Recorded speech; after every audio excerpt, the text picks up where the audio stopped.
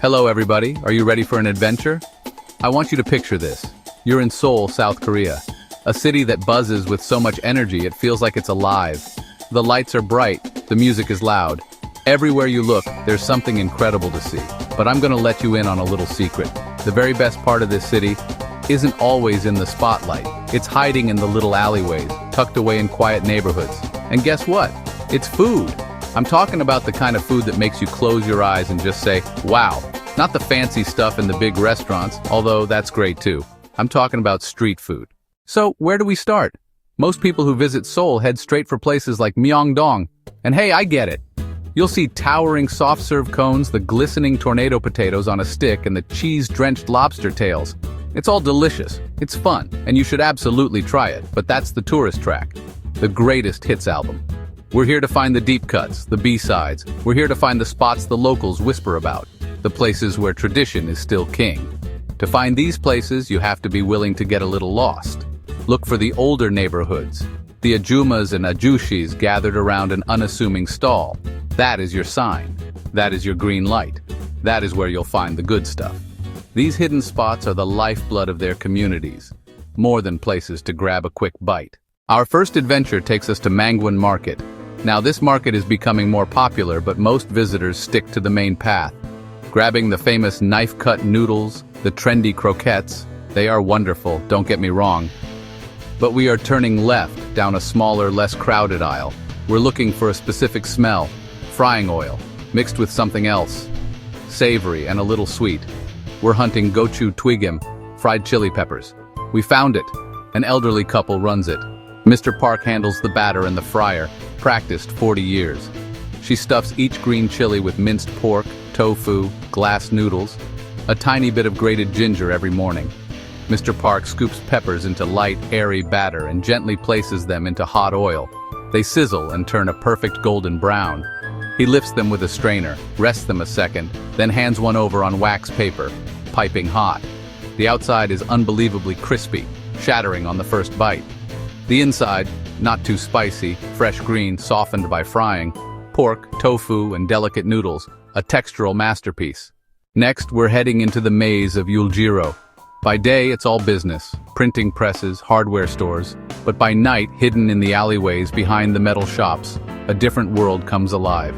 Secret bars and restaurants pop up, known only to those in the know. We're looking for a place that serves just one thing, dakgalguksu. It's a simple chicken noodle soup, but the version they make here is anything but simple. It's legendary. The restaurant is basically a tent set up in a back alley. It's run by a woman everyone calls Emo, Auntie. She's been serving this soup in this exact spot for over 30 years. She starts at 4 a.m., simmering a giant pot of chicken broth for hours. She uses whole chickens, garlic, and a few secret vegetables. The broth becomes rich, cloudy, full of collagen. Emo ladles the beautiful milky white broth into a big bowl, then adds fresh, hand-cut noodles, rolled and sliced right there in front of you. She tops it with a mound of tender shredded chicken, chopped scallions, and a sprinkle of black pepper, served with fiery homemade kimchi. Taking the first spoonful is a moment of pure bliss. The broth coats your mouth with its richness. It feels like it's healing you from the inside out. I saw a man in a suit sitting alone, cradling his bowl. I've had a hard week. This soup fixes everything. He was right. Everyone, and I mean everyone, goes to Gwangjang Market for the bindaeteok. They are fantastic, crispy, a must-try. But today, we're walking past the massive piles of pancakes. We're on a mission for something a little different, a little sweeter. Hidden in a corner, a small cart with a long line of locals. They're waiting for chapsal donuts, sweet glutinous rice donuts. This stall is run by third-generation maker Kim Min-jun. His grandfather started the business after the Korean War with a pushcart. The secret is the dough, glutinous rice flour. He kneads it every morning by hand. Machine would be faster, but it changes the chewiness. He rolls dough into balls, plain or filled with sweet, coarse red bean paste. He fries them in clean, hot oil until they puff and turn a beautiful gold. As soon as they come out, he tosses them in a bowl of sugar and cinnamon. The smell is intoxicating. The plain one, outside crisp with sugar, inside soft, airy, amazingly chewy, like a cloud you can eat. The red bean one is earthy and rich, pairing perfectly with the chewy dough. It's a simple treat, but perfect. the best donut you've never heard of.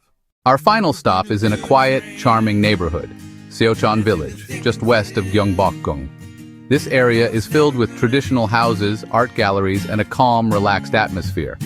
We're looking for a legendary taeokbokki spot, Grandpa's Taeokbokki. The stall has been here for 60 years, started by a man everyone called Halabeoji. Sadly, he passed, but his son keeps the recipe. Instead of the common fiery red gochujang, he uses a thick soy sauce-based marinade, savory and slightly sweet. The rice cakes are cooked over charcoal for a subtle, smoky aroma you won't find anywhere else. The son stirs the huge pan with the same worn wooden paddle his father used for decades. He says he feels his father's presence every time he stands here. It's not overwhelmingly spicy. Instead, a complex wave of salty, sweet, and umami with gentle smokiness. It tastes of time, of tradition. A promise kept from a son to his father. People bring their children that their parents once brought. That's what it's all about. You can feel the history in this little corner of Seoul. Okay, so I've shown you some of my secret spots. But the real joy is finding your own. How do you do it? First and foremost, be curious. Walk down that alley, turn that corner. If you see a small crowd of locals, go and see what's happening. Visit traditional markets. Don't just stay on the main drag. The side streets hide specialty vendors. Look for stalls that only sell one thing. Specialization is a sign of mastery. Learn a few key phrases. Annyeonghaseyo, kamsahamnida, ijeohuseo. People appreciate the effort. Finally, use your nose, steam, grilling, fried garlic. Let aroma guide you. When you find a place, just point and smile. Trust your instincts, be brave, and you'll be rewarded. Flavors and experiences you'll remember for life. As we've wandered through these back alleys and crowded market stalls, I hope you've noticed a common thread. It's the people, the hands that make the food and the hearts behind those hands. The elderly couple at the fried pepper stall, the auntie whose soup cures a bad week, the son honoring his father's legacy. These vendors are community pillars. They keep recipes and memories, a taste of continuity in a changing city. Sit on that plastic stool and you become part of the story. When you eat their food, you're partaking in a living piece of cultural history. Stories baked, fried, simmered into every bite. Food builds bridges. It breaks down walls and makes you family, even for a little while. Every dish has a story, of family, perseverance, and pride. They treat you like a guest in their home. The food tastes like it was made just for you. So there you have it.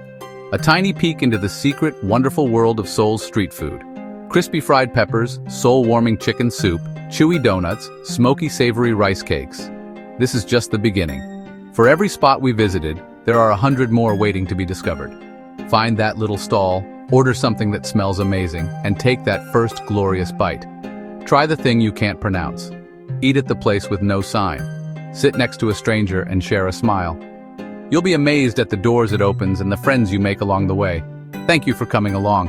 Happy eating, everybody. Now, if you'll excuse me, I think I smell another alleyway that needs investigating. For more amazing food and drinks tips and recipes, subscribe to our channel and click the bell icon so you never miss an update from us. Tell us about your thoughts in the comment section. Check out our other videos for more culinary inspiration. We love you. Until next time, keep cooking, stay adventurous,